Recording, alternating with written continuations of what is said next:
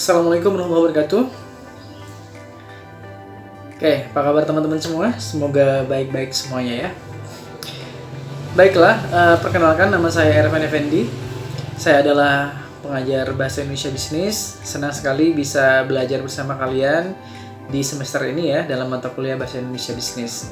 Baik teman-teman, sebenarnya Bahasa Indonesia Bisnis sangatlah luas karena secara general hampir aktivitas bisnis itu ya menggunakan bahasa Indonesia selama di Indonesia ya.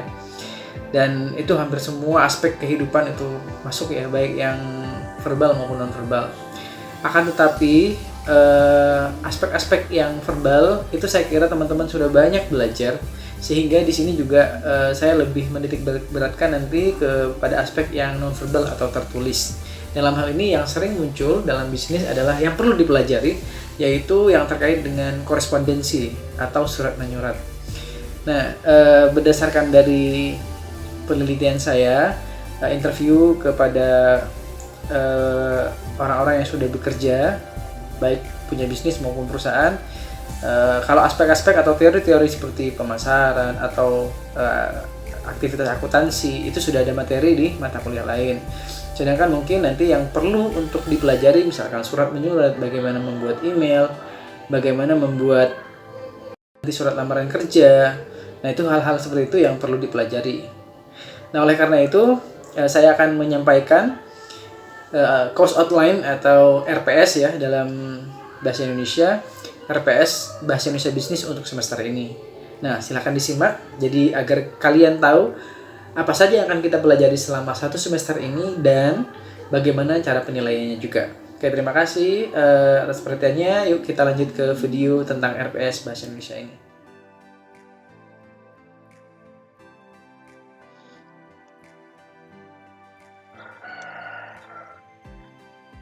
Oke, baiklah. Ini adalah ringkasan RPS yang akan kita gunakan selama satu semester, teman-teman. Oke, pertama, jadi ini adalah yang pertama ya. Oke, yang pertama adalah pemahaman RPS. Ya, jadi pertemuan sekarang, sistem penilaian, aplikasi yang akan digunakan selama satu semester, serta nanti kita akan membahas tentang pentingnya bahasa Indonesia bisnis dan perbandingan dengan bahasa Indonesia secara umum. Jadi untuk pertemuan hari ini kita akan membahas ini ya. Jadi ini adalah topiknya yang akan kita bahas. Oke, selanjutnya. Nah, selanjutnya kita akan membahas tentang rapat bisnis ya. Jadi kita akan membahas tentang bagaimana mengadakan rapat dalam bisnis, karena saya yakin teman-teman nanti, ini yang kedua. Ya, saya yakin teman-teman nanti akan berada di lingkup bisnis, baik itu di perusahaan, ya bisa di perusahaan atau kalian punya usaha sendiri. Nah, ini kalian pasti rapat ya, atau di kantor dimanapun selalu ada rapat atau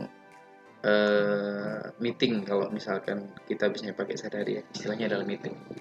Nah, ini bahasa Inggris yang sudah sering digunakan dalam percakapan sehari-hari.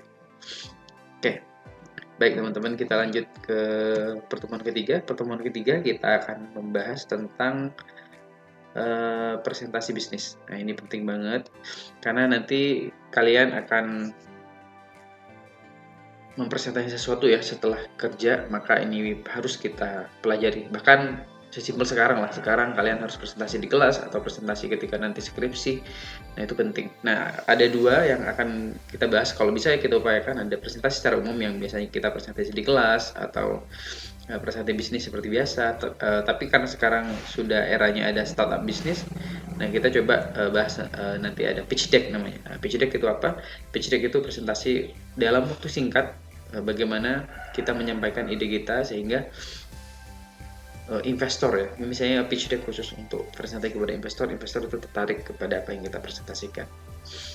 Nah, selanjutnya yang nomor 4 ya, kita ya, atau meeting keempat kita akan sudah masuk ke surat menyurat. Nah, ini penting karena dalam bisnis sebenarnya bahasa Indonesianya tidak ada yang terlalu spesifik ya, tetapi mungkin surat menyurat ini penting banget karena bisa jadi nanti teman-teman harus buat surat ini dan sebagainya. apalagi di ranah bisnis, itu jangan sampai nanti tidak tahu. Oke, pertama adalah tentang pengertian surat menyurat yang terkait dengan fungsi surat, syarat surat, dan juga bahasa surat. Oke, nah meeting kelima. Oke, meeting kelima kita akan bahas tentang pengertian surat menyurat ya, yang tentang pedoman dalam menyusun isi, petunjuk menulis surat yang baik, dan kegiatan surat menyurat. Ya, ini akan kita bahas. Selanjutnya meeting ke-6. Oke. Kita akan membahas tentang jenis-jenis surat ya. Jenis-jenis surat menyurat dan bagian-bagian suratnya. Nah, jadi ada bagian bagaimana jenisnya seperti apa nanti kita akan bahas. Oke. Oke, nah yang ke-7 kita akan bahas tentang eksistensi surat menyurat di era globalisasi. Artinya karena setelah digital ya, setelah globalisasi ditandai dengan adanya internet, cara surat menyurat yang dulunya selalu dengan kertas sekarang sudah tidak selalu dengan kertas ya. Dan ada email juga. Oke, ini kan kita bahas email juga. Nah, email ini yang sebenarnya yang paling sering juga di kantor, kayak semua staff pasti terkait dengan ini ya. Karena nanti bisa email ke pimpinan, email ke bawahan, email ke teman. Ya, itu email ke pihak luar gitu. Nah, itu hal-hal yang pasti dihadapi setelah kita bekerja. Oke. Nah, setelah itu, setelah pertemuan ke-7 kita akan melakukan UTS. Oke. Nah, teman-teman, terkait dengan penilaian kita akan bahas nanti di slide rada terakhir ya. Oke, bagaimana teknik penilaian di sini. Nah, UTS-nya nanti tentu berdasarkan dengan topik-topik yang kita bahas di atas ya. Jadi itu previous. Jadi kalau misalkan tanya apa kisi-kisinya Pak, kisi-kisinya ini. Jadi dengan saya membuat video ini, harapan saya teman-teman sudah tidak bingung lagi. Jadi tahu kisi-kisinya dari sekarang. Oke, jadi dari awal sampai pertemuan ke-7, ya itu akan banyak masuk juga. Oke. Selanjutnya bentuk-bentuk surat ya. Ketika kita memasuki meeting yang ke-8, kita akan membahas bentuk-bentuk surat. Oke, meeting ke-8 bentuk-bentuk surat. Nah, di sini ada bentuk resmi yang Indonesia lama, official style yang dulu banget. Nah, dan sekarang ada versi barunya new official style. Bentuk lurus penuh, full block, yang ini juga akan dibahas di meeting ke-8. Oke. Meeting ke-9. Oke, meeting 9 akan membahas tentang bentuk lurus atau block style, terus bentuk setengah lurus atau semi block style. Nah, ini juga nanti kita usahakan dengan praktek-prakteknya juga. Selanjutnya adalah bentuk bertakuk atau lekuk ya. Bertekuk atau lekuk ya. Indented style dan bentuk alinea atau penggantung hanging paragraph. Oke. Nah, tadi udah meeting ke-9, ini meeting yang ke-10 berarti. Oke. Nah, selanjutnya adalah meeting yang ke-11. Oke, meeting ke-11 kita akan bahas tentang bagian-bagian pada surat ya. Ada di situ ada kepala surat, kop surat sampai tembusan. Oke, ini akan dibahas ya. Bagian-bagiannya seperti apa. Saya kira sebenarnya teman-teman sudah familiar, apalagi yang mungkin di organisasi itu sudah familiar dengan surat menyurat. Tetapi bagaimana membentuknya kita akan membahas secara detail di sini nanti. Oke, selanjutnya ada surat niaga. Oke, ada surat niaga. Itu berarti meeting yang ke-12. Ini tentu ini sangat spesifik dengan kalian karena nanti ada surat permintaan barang, misalkan pengiriman barang dan sebagainya, itu akan dibahas di surat niaga. Nah, selanjutnya kita akan menulis tentang surat lamaran kerja ya. Nah, ini penting karena nanti teman-teman ya, kalau yang nggak langsung bisnis kemungkinan kerja dulu. Oke. Nah, ini penting juga, bahkan ya kalau jadi CEO pun tetap harus ada lamaran kerjanya. Kecuali kalian punya bisnis sendiri ya kayaknya nggak perlu. Oke. Nah, yang terakhir kita akan membahas tentang bagaimana cara menulis daftar riwayat hidup yang bagus, yang acceptable, dan kriterianya bagaimana. Nah, sebenarnya ada juga nanti wawancara kerja ya. Jadi kita bisa bahas mengenai wawancara kerja. Oke, tetapi saya tidak perlu memasukkan ke RPS karena wawancara saya sudah pernah melakukan.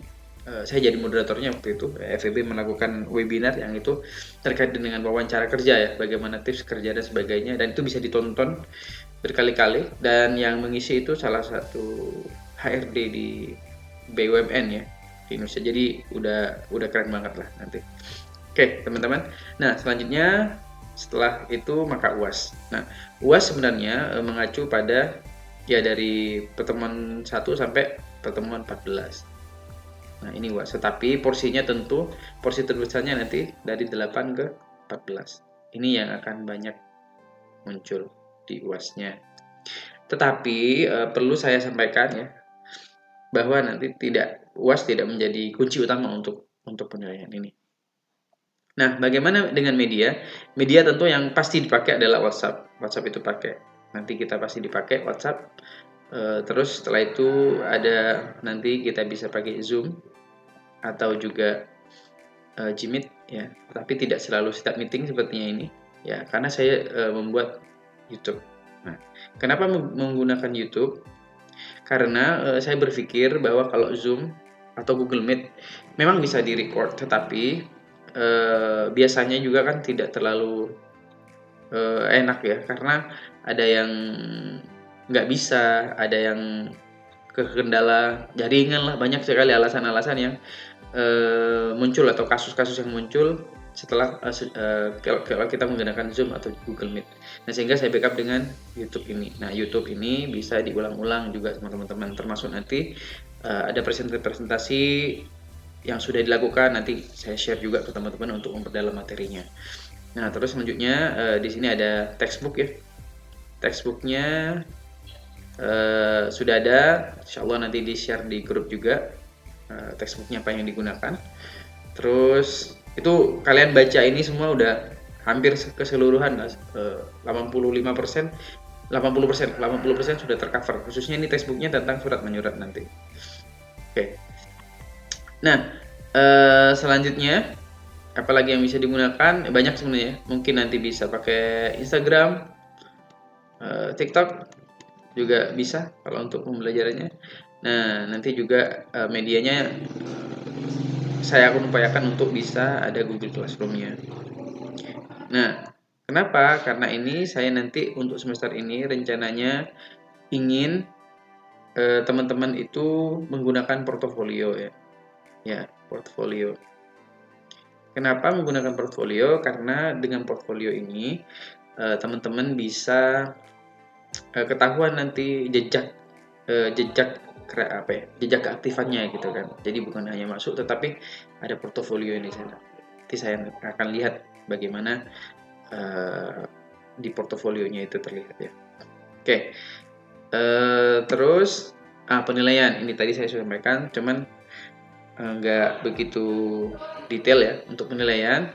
Nanti absensi ini 10% kan. Oke, tetapi ini akan menentukan juga keaktifan teman-teman. Nanti kan saya akan membuat absen yang Google Form ya, nanti ngisi Google Form untuk absensi. Sorry, tolong ingatkan kalau lupa ya. Nah, akan mengisi Google Form sehingga nanti terekap ya, apa ya, kalian masuknya berapa kali, nggak masuknya berapa kali, itu nanti terekap dengan jelas. Oke, terus ini ya untuk absensi. Setelah itu UTS, oke, plus UAS. Nah, sebenarnya biasanya UTS UAS ini UTS-nya 30, UAS-nya 40% biasanya. Akan tetapi ini saya tidak menggunakan di sistem kelas saya karena UTS dan UAS banyak yang mirip-mirip, sehingga ini porsinya saya ganti menjadi hanya 20%, yaitu menggantikan nilai tugas. Sehingga 70%-nya apa? Oke, ini nanti ke project. Oke, project plus keaktifan kelas. Makanya tidak perlu nyontek saat ujian karena keaktifan ya. Oke, keaktifan di kelas. Nah, ini 70%. Oke. Nah, sehingga teman-teman dengan ini saya kira teman-teman sudah tahu bagaimana caranya untuk mendapatkan nilai A atau minimal nilai B. Itu ya. Oke, saya kira itu. Do you have any questions? Kalau ada pertanyaan silakan nanti ditanyakan ke saya, bisa melalui WA. Oke. Kenapa gini WA-nya? Oke. Bisa dari WA atau nanti bisa dari Instagram. Oke, saya ada di sini. Oke. Atau nanti bisa komen di sini ya, di YouTube-nya ya. YouTube komen. Oke, saya kira itu teman-teman. Terima kasih banyak. Sampai jumpa di pertemuan berikutnya ya. Atau kita juga masih bisa diskusi di WhatsApp ya. Atau kalian bisa, kalau WhatsApp saya nggak aktif, bisa DM Instagram saya. Oke, thank you so much. Oke, wassalamualaikum warahmatullahi wabarakatuh.